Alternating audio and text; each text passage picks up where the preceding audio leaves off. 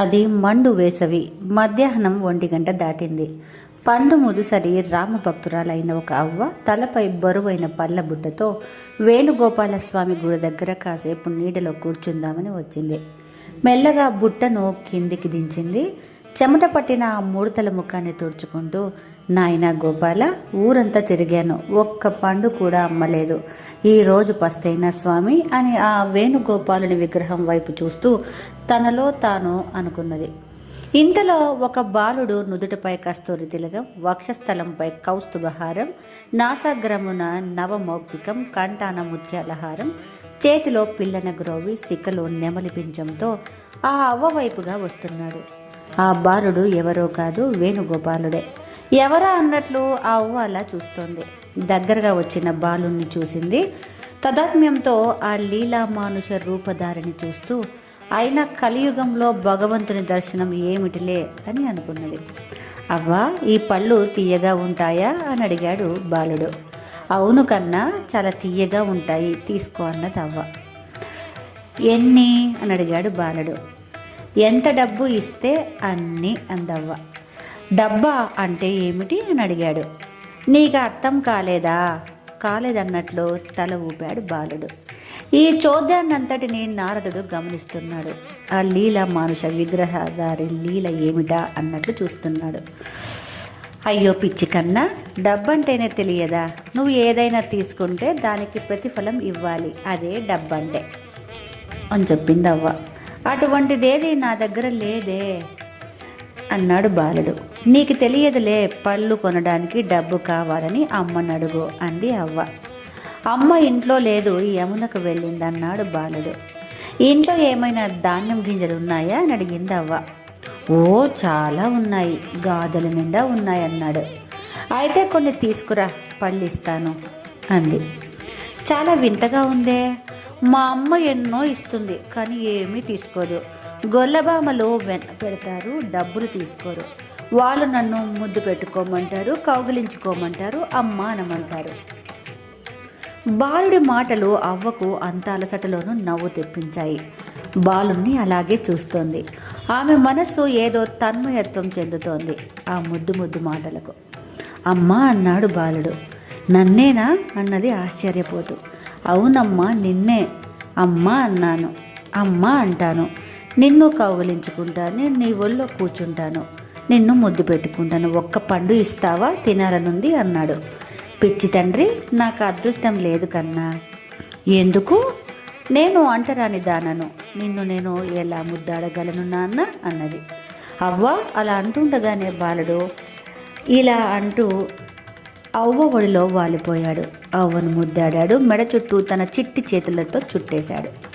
అయ్యో కన్నా, ఏమిటిది? ఎవరైనా చూస్తే ఎంత గొడవ చేస్తారో. నేను అంటరాని దానను అంది. ఏమంటరాని వారు? మనుషులు కారా? ఇవన్నీ మానవ కల్పితాలు. అలాంటి ఆంక్షలు నాకు ఇష్టం లేదు. నా స్నేహితుల్లో కూడా చాలామందిని ఇలాంటి వారే ఉండొచ్చు, కానీ నువ్వు కూడా నా స్నేహితుల్లాగానే నాకు అమ్మవే అంటూ అవ్వను ముద్దు పెట్టుకున్నాడు.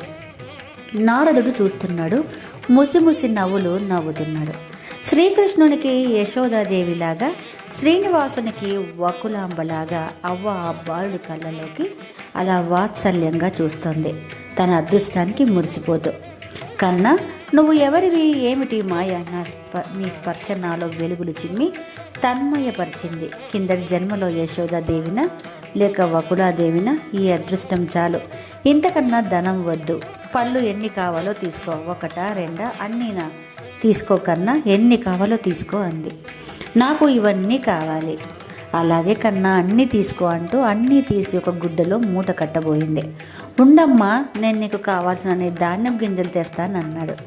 వద్దు కన్నా, నా జన్మ తరించిపోయింది, పళ్ళు తీసుకోకన్నా అన్నది ఆర్ద్రంగా. ఆ బాలుడు వినిపించుకోకుండా బూడి అడుగులతో ఇంట్లోకి వెళుతుంటే అవ్వ ఆ బాలుని వైపే చూస్తూ తన్మయత్వంతో బుట్టలో ఉన్న పళ్ళన్నీ బాలుడి కోసం గుడ్డలో పోసి మూట కడుతోంది. ఇంతలో బాలుడు తన చిట్టి చేతుల దోసుల నిండా ధాన్యం తీసుకువస్తున్నాడు. ధాన్యపు గింజలు దారంతా పడిపోతున్నాయి. ఇవిగో ఇన్ని గింజలు తెచ్చాను, తీసుకో అంటూ అవ్వకు చూపించాడు.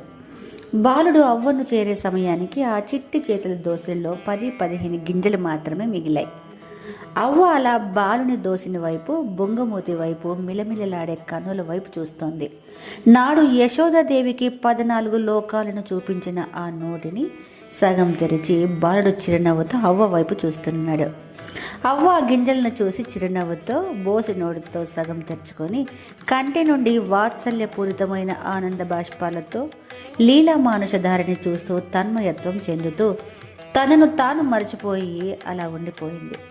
అబ్బో, చాలా తెచ్చావు కన్నా అంది. దోశలిలో చాలానే తీసుకున్నానమ్మా, అన్నీ దారిలో పడిపోయాయి, ఇవే మిగిలాయమ్మా బుంగమూతితో అవ్వ వైపు చూస్తూ అన్నాడు. ఇవే చాలు, ఎక్కువ కన్నా నా బుట్ట నిండిపోతుందంది అంటూ ఆ ధాన్యం గింజలను ఆనందంగా తీసుకుంది. ఈరోజు చాలా మంచి రోజు అనుకున్నది అవ్వ.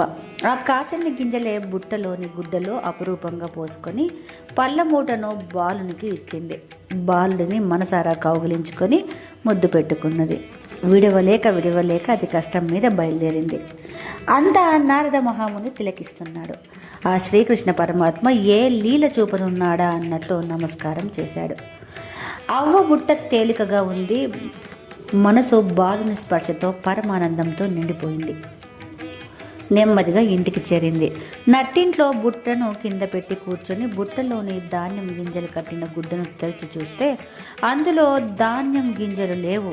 వాటి స్థానంలో గంపెడు నవరత్నాలు, మణిమాణిక్యాలు దగదగలాడిపోతూ కనిపించాయి. అవ్వ కళ్ళు ఆశ్చర్యంతో నిండిపోయింది. నిశ్చేష్టురాలైపోయింది ఆమె. తనకు తెలియకుండానే 2 చేతులను జోడించి పరమాత్మకి నమస్కరిస్తోంది.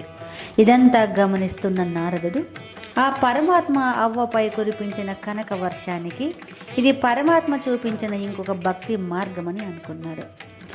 మనకు ధనరాశులు ఇచ్చి భక్తి మార్గంలో వెళతామా, లేక ధనరాశుల వలన వేరే పేరాశలు పెనుబంధాలకు మార్గం మార్చుకుంటామా అనే దానికి ఇది ఒక పరీక్ష కాదు కదా. ఆ పరమాత్మ వేసే ధనాకర్షణ అనే ఉచ్చులో నరుని వివేకము ఏ విధంగా పయనిస్తుందో దైవ చింతన వైపా లేక ధన చింతన వైపా. నరుడు ఈ పరీక్షలో బాగా యోచించి ధనమనే మాయా పాశానికి లొంగక ఆ పరమాత్మ చింతనలోకి వెళతాడా, లేక ఆ ఉచ్చులో చిక్కుకుపోయి ఐహిక బంధాలలో ఉండిపోతాడా? ఆ నందనందనుడే బహు చమత్కారి అనుకున్నాడు నారదుడు.